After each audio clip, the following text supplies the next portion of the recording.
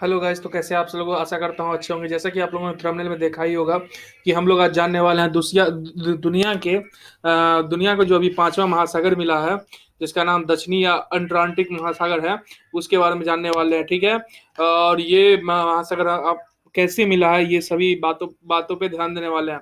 तो चलते हैं हम लोग इसकी ओर। ठीक है। तो साउदर्न ओशन, जिसको हम दक्षिणी महासागर कहते हैं, इसका दूसरा नाम जो है अंटार्कटिक महासागर भी है।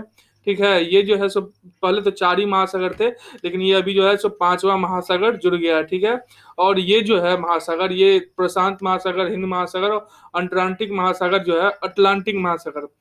अंटार्कटिक तो हो गया साउथर्न ओशन, अटलांटिक महासागर, ये तीनों महासागर के जो दक्षिणी जल है इसको आपस में जोड़ता है, तो इसी को हम अटलांटिक महासागर महासागर या दक्षिणी महासागर, आप लोग मेनली दक्षिणी महासागर से याद रखिएगा, क्योंकि आप अगर अंटार्कटिक का महासागर कहेंगे ना तो थोड़ा सा मतलब आपको दिक्कत हो सकता है याद रखने में। तो आप लोग दक्षिणी महासागर के नाम से ही इसको याद रखें। ठीक है। और ये जो है सो पूरे विश्व का ये चौथा सबसे बड़ा महासागर है। मतलब कि इससे पहले तो चार महासागर थे, बट उसके बावजूद भी ये जो है सो ये चौथा सबसे बड़ा महासागर बना। ठीक है।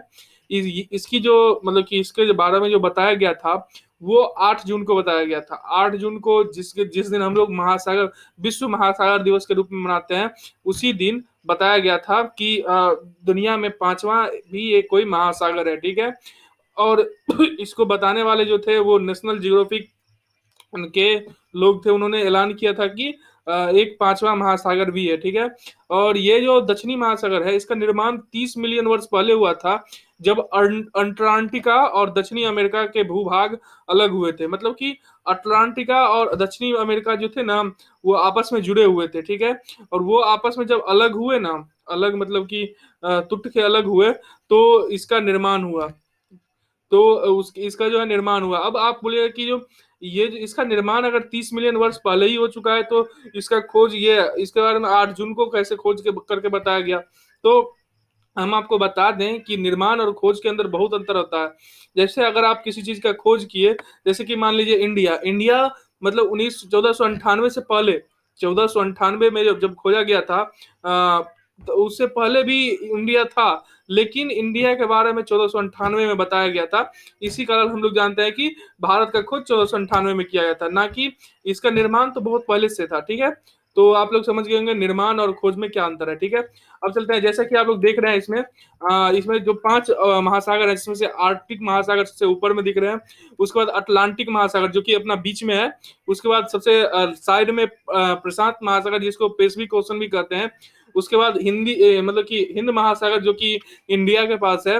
और सबसे नीचे देख रहे हैं दक्षिणी और अटलांटिक महासागर, जिसको हम साउथर्न या अंटार्कटिका ओशन भी कहते हैं, जो कि आप इस फिगर में क्लियरली देख पा रहे होंगे। ठीक है। अब आते हैं आगे।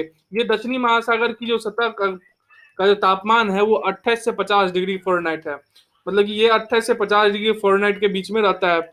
और ये दुनिया का सबसे मतलब कि ठंडा महासागर है, चौथा सबसे ठंडा महासागर है। ठीक है। और सबसे गर्म महासागर की बात करें तो सबसे गर्म महासागर जो है सो हिंद महासागर है, जिसका तापमान 66 से 82 डिग्री होता है।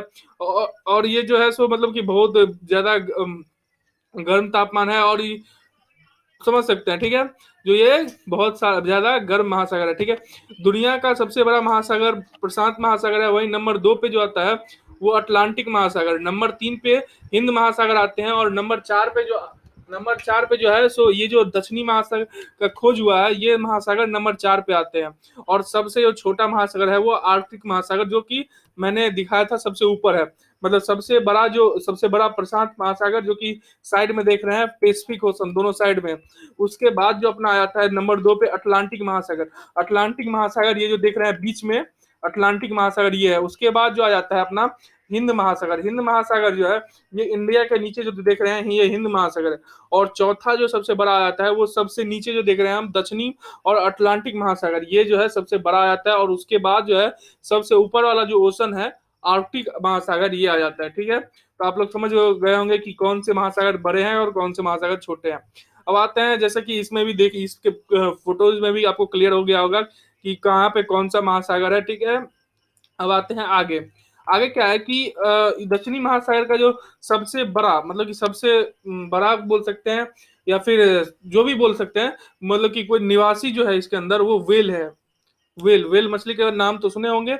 ये व्हेल मछली ही इसके अंदर मतलब कि पाया जाता है खास करके।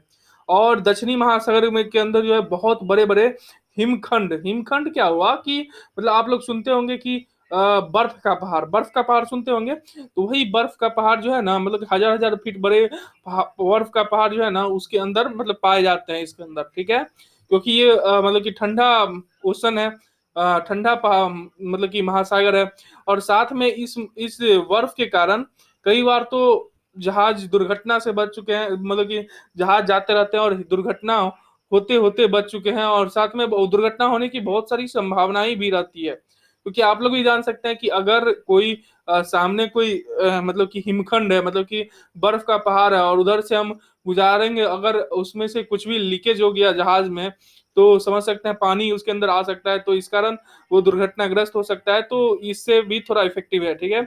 और इसकी गहराई जानने के लिए, ये जो दक्षिणी महासागर है, इसकी गहराई जानने के लिए 2019 में के शुरुआत में 5 डीप एक्सपेस एक्सपेडिशन द्वारा, मतलब कि 5 डीप एक्सपेडिशन जो है एक संगठन का नाम है, उन्होंने मतलब कि इसका सोच, वो लोग बोले कि जो हम जो है सो इसकी गहराई को नापेंगे, और उन्होंने मतलब गहरा नाप के बताया कि इसकी जो मेन जो गहराई है वो 7,434 मीटर है। कितना है?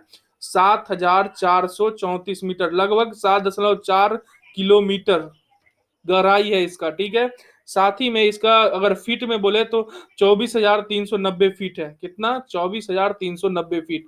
और जैसा कि आप लोगों को मैं बताया था कि ये देख रहे हैं, ये बड़ा बड़ा जो पहाड़ है, इसी पहाड़ मतलब हिमखंड, हिमखंड बोले, बर्फ का पहाड़ बोले, और ये छोटा छोटा देख रहे हैं, ये तो फोटोज में आपको छोटा दिख रहा है, लेकिन एक्चुअल में ये बहुत ही बड़ा हिमखंड है, ठीक है। तो इसी के कारण जो है सो मतलब कि प्रॉब्लम हो जाता है इसके अंदर जाने में। और साथ में अगर चले भी गए, तो अगर बाय द वे दुर्घटनाग्रस्त हो गया, तो उससे भी थोड़ा प्रॉब्लम हो जाता है। तो इसीलिए थोड़ा सा ये मतलब कि दुर्घटनाग्रस्त कर सकते हैं या जो भी कर सकते हैं। अब हम लोग सोचेंगे कि मतलब कि ये जो ओशन बना है, इसको किस आधार पर विभाजन किया गया है। तो एक्चुअल में हम लोग जो मतलब कि ओशन का विभाजन किए हैं वो भूभाग या फिर उसके कुछ स्पेशल कैरेक्टर के आधार पे। लेकिन इसका जो स्पेशल कैरेक्टर है कि इसके अंदर जो इसका जो विभाजन किया गया है वो इसके लहर, लहर मतलब कि लहर जानते हैं ना, ओशियन करंट, लहर के आधार पे, इसके अंदर जो लहर आता है उसके आधार पे इसका जो यह जो पहला महासागर है जिसे समुद्र की लहर से विभाजित किया गया है, ये जो महासागर है, इसको ये पहला महासागर है जिसको समुद्र की लहर के द्वारा विभाजित किया गया है। और इस लहर का जो नाम है वो अंटार्कटिक सरकम पोलर करंट, यानी कि एसीसी, मतलब कि अटलांटिक सरकमपोलर करंट कहते हैं इसको, या एसीसी भी जान सकते हैं। अब ये क्या है इसके बारे में मैं आगे बता दे रहा हूँ इसी वीडियो में, ठीक है। और ये जो अटलांटिक एसीसी लहर है, ये मतलब कि बहुत ज्यादा है इसके अंदर, मतलब कि ये जो हिंद दक्षिणी महासागर है इसके अंदर बहुत ही ज्यादा है, और इसे बाकी महासागर से पूरी तरह अलग रखता है। और यही कारण है, यही रीजन है कि जो दूसरा ओशन है उससे बहुत ही ज्यादा अलग रखता है इसको। आते हैं एसीसी पे, अटलांटिक अटलांटिक संकम पोलर करंट। ये क्या है? ये एसीसी जो है ये वैश्विक महासागर में एकमात्र ऐसी धारा है, मतलब कि ये जो अभी हम दक्षिणी महासागर के बारे में बात किए हैं, इसकी एक ही मात्र धारा है, ठीक है। और ये जो लूप में चलता है, अब ये लूप क्या होता है इसके बारे में मैं बता दे रहा हूँ। जैसा कि ये देख रहे हैं आप, ये जो फिगर देख रहे हैं, इसके अंदर देख रहे हैं अटलांटिक संगम पोलर लिखा हुआ है, ये लिखा हुआ है ना, तो ये ऐसे चलता है गोल में, जैसे कि हम इसमें मैंने बताया लूप कैसा होता है। तो ये देख रहे हैं हरा वाला जो लाइन है, ये कैसे गोल में है, तो ऐसा ही गोल गोल गोल गोल मतलब लूप में चलता रहता है, चाहे गोल में या फिर आप चौखट भी देख सकते हैं, लेकिन वो लूप में होना चाहिए। लूप मतलब कि एक जहां से चले वहीं पे आ जाना, जैसे कि मतलब कि ऐसा मान लीजिए कि जहां से ये से याद रखे कि जहां से चले वहीं पे आके रुक, तो वही लूप करता है, और ये लूप में ही ये जो है सो लूप में ही बंद होता है, ठीक है। अटलांटिक संगम करंट, या फिर इसको आप ये भी धारा भी बोल सकते हैं, लहर भी बोल सकते हैं। अब ये इसकी जो विशेषता है, ये जो लहर है इसकी विशेषता ये है कि ये जितना भी उष्ण मतलब कि रसायन की या जीव जीव मतलब कि इसके अंदर अगर कुछ भी अवशिष्ट पदार्थ, मतलब कि लाइक अगर हम कुछ भी चीज कूड़ा करकट या फिर कुछ भी चीज अगर फेंक देते हैं नदी में, तो एक जगह से ये दूसरे जगह चल जाता है, दूसरी जगह से तीसरी जगह, और ये मिलके जा चल जाता है महासागरों में। तो वो जो है, वो जो महासागर के अंदर चल जाता है, तो उसको विनिमय करने के लिए, उसको मतलब कि पिघलाने के लिए या फिर उसको डिस्ट्रॉय करने के लिए जो है सो ये बहुत ही ज्यादा काम आता है। अब बोलेगा ये कैसे डिस्ट्रॉय करता था, तो आप लोगों ने देखा होगा कि कोई भी चीज है अगर उस पर पानी गिरता है, तो जैसे कि पत्थर ही है, उस पर अगर कंटिन्यूअसली पानी गिरता है तो वो भी मतलब धीरे धीरे छोटा होता जाता है, मतलब कि पिघलता जाता है, सॉरी पिघलना नहीं बोल सकते उसको, मतलब कि कटता जाता है। तो वैसे ही अगर कोई भी चीज है तो ये मतलब हटता जाता है, तो ऐसे ही इसका विनिमय हो जाता है, ठीक है। अब आप आगे आते हैं कि ये एसीसी जो है, एसीसी मतलब कि अटलांटिक, ये देखिए अटलांटिक संगम पोलर करंट, ये जो है ये मतलब कि उत्पन्न कहाँ से होता है, तो ये पछुआ हवा से होता है। पछुआ हवा क्या होता है, पश्चिम से जो चलती है हवा, उससे, उसकी जो पवने बोल सकते हैं, हवा बोल सकते हैं, उससे जो उत्पन्न होता है, और ये जो है सो ये उत्पन्न होता है और ये इसका निर्माण ले लेता है, ठीक है। और ये जो जैसे जैसे ठंडा होता है, और मतलब कि ये जो है संगम पोलर जो है, ये जैसे जैसे ठंडा होता है, ये जो लहरें हैं ठंडा होता रहता है, वैसे वैसे समुद्र का जो पानी है, समुद्र नहीं बोल सकते, महासागर का जो पानी है, वैसे वैसे खारा हो जाता है। खारा क्या हुआ, मतलब कि नमकीन टाइप में होता जाता है, ठीक है। और ये भी बता दें कि अटलांटिक महासागर में मतलब कि ढलान कुछ ज्यादा ही है, गहराई के कारण ढलान को बहुत ज्यादा ही है, जिस कारण पछुआ पवने जब इस ढलान को पर जाती है तो अपने आप तीव्र हो जाता है। अब बोलेगा ये कैसे पॉसिबल है, तो अरे भाई जब हम लोग कभी मतलब कि ऐसा देखे होंगे हम लोग कि कभी किसी नहर या पुल पे से हम लोग ऐसे किस धुल मतलब कि नीचे की ओर आते हैं, मतलब कि ऊपर चढ़े उसके बाद नीचे आते हैं, या फिर ऐसा सोच सकते हैं कि एक जो ये था, क्या बोल सकते हैं, हम लोग झूला पे जो झूलते हैं, तो झूला जब नीचे आता है तो मतलब कितना स्पीड हो जाता है, तो वही इसमें भी वही रूल लगता है, ये मतलब जैसे ही नीचे आता है वो स्पीड हो जाता है, और फिर वापस से ऊपर जाता है तो स्लो हो जाता है। तो इस कारण इसका जो है सो मतलब कि बहुत ज्यादा तीव्र हो जाता है, जिस कारण जो है सो अ, इसका जो है सो ऐसी लहरें जो है सो बहुत ज्यादा ही तेज हो जाती है, और जो भी चीज है मतलब जो भी अवशिष्ट पदार्थ होते हैं वो विनिमय हो जाते हैं उसके अंदर। तो गाइज ये वीडियो आपको कैसा लगा, और ये इन्फॉर्मेशन अभी तक आपको नहीं पता था, तो हमें कमेंट करके बताएं कि आपने इसके बारे में सीखा है। और इस वीडियो को लाइक करें, इस चैनल को सब्सक्राइब करें, तो अपने, और अगर इन्फॉर्मेटिव लगे तो अपने दोस्तों के साथ शेयर करें। Thank you, thank you for watching. जय हिंद, बाय बाय।